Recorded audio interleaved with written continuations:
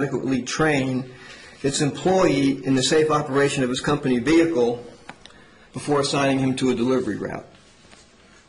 And so I think that's the distinction that the court made, that at first glance, Little B. Hogan seemed to have a three-element claim being brought to its attention by Plaintiff Little, and my claim was based on one particular allegation. I believe it's rather clear that I've set forth in my motion to sustain punitive damages, which was heard by Judge Gaydon, and his order on that is what brought my attention to the Little B. Hogan opinion to begin with. It's my position that Cintas, in the 3 years after they sent two of their managers to Atlanta to take a DOT compliance course, that they did absolutely nothing to come into compliance. There is personnel files that have been given to me on these managers where they are told to get into compliance, and that they've had problems of hiring qualified personnel. Now, I get into the argument that Plaintiffs Little were making in their complaint, and I address that in paragraph 5 of my motion. Paragraph 16 and paragraph 23 of Little's amended complaint, they state, further, plaintiffs aver that Mike Wilhelm Trucking failed to instruct its employees appropriately and failed to admonish them to avoid driving through business districts, failed to instruct them to take bypasses around busy municipalities, such as the city of Shelbyville, which was further a direct and proximate cause of Mr. Little's death. Plaintiffs further aver that the intentional and reckless disregard by the defendants of the posted truck routes were direct and proximate causes of Mr. Little's death, that their disregard of the posted truck routing amounts to willful, wanton, conscious disregard of the rights of the dissident. Plaintiffs aver that they are entitled to punitive damages in addition to compensatory damages. Now, the appellate court addressed this issue specifically. This was the third issue that the Littles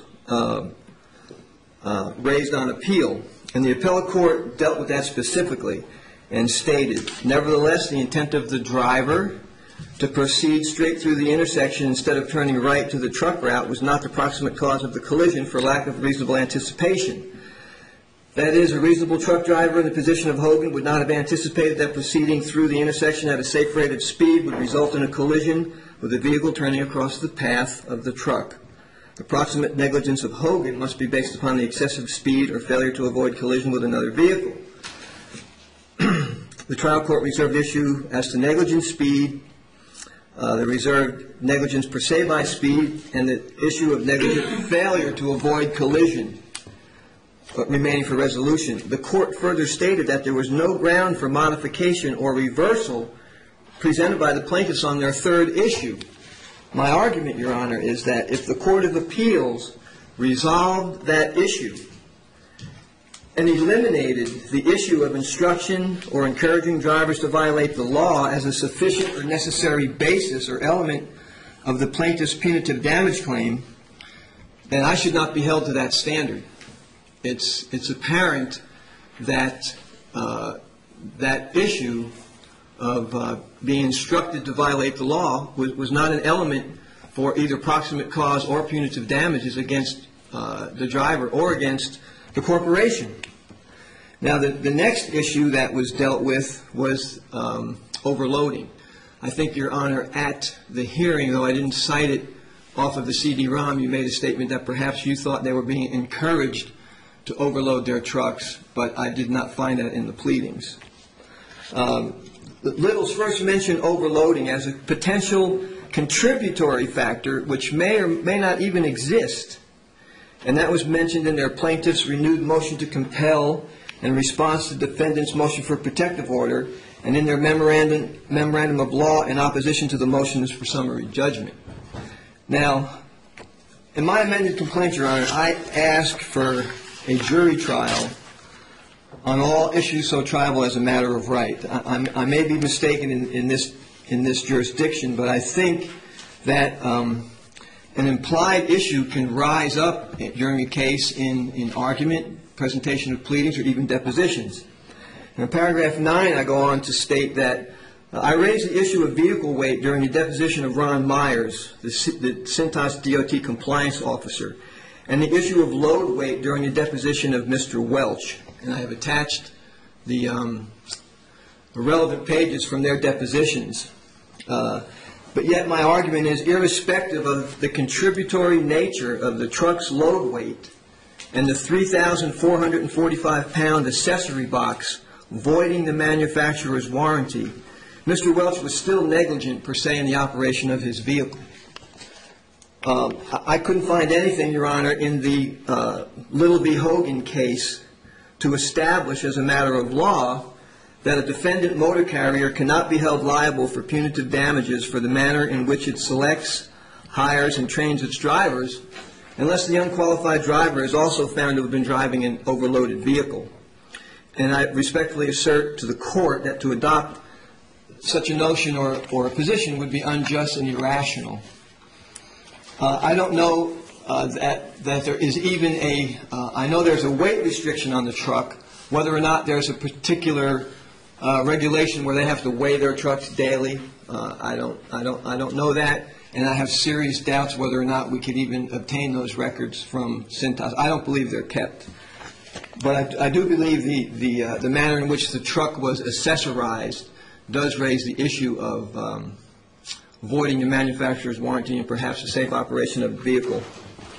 I'm alleging, Your Honor, that Cintas intentionally instructed Mr. Welch to drive that commercial vehicle on October the 11th in violation of DOT regulations 39121 and Where did you say that in your amended complaint? Excuse me, Your Honor? Where did you say that in your amended complaint? Where did I say what? That they intentionally instructed him to drive it in violation of those regulations.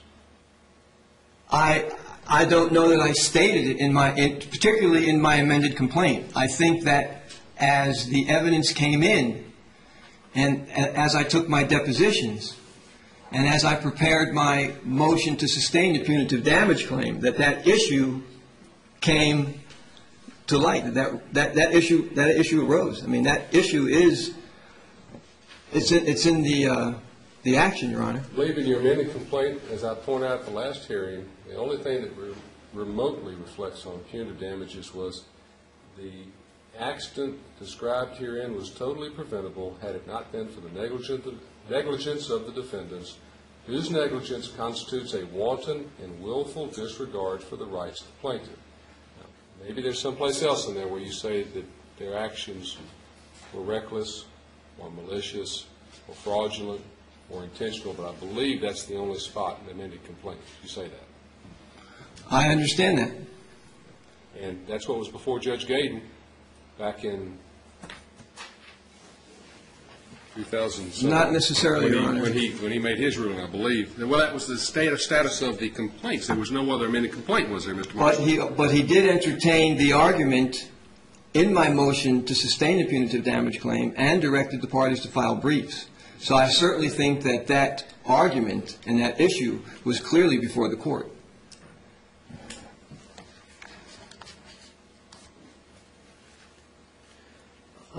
Further, Your Honor, Mr. Gilreath, the general manager, testified under oath, and I've attached that as an exhibit, that Mr. Welch, with the driving history that he had, that Cintas was obligated to have knowledge about and to consider in his hiring. Mr. Gilreath stated that a driver with Mr. Welch's history was not a qualified hiree. I believe that it's a disputed fact that Cintas was not compliant with regulations 39121 and 39131, the DOT hiring and training regulations that are applicable to Cintas, that this disputed fact is material to the outcome of the case and it creates a genuine issue for trial, and that the defendants intend to introduce Cintas's training materials and their catalog as evidence at trial.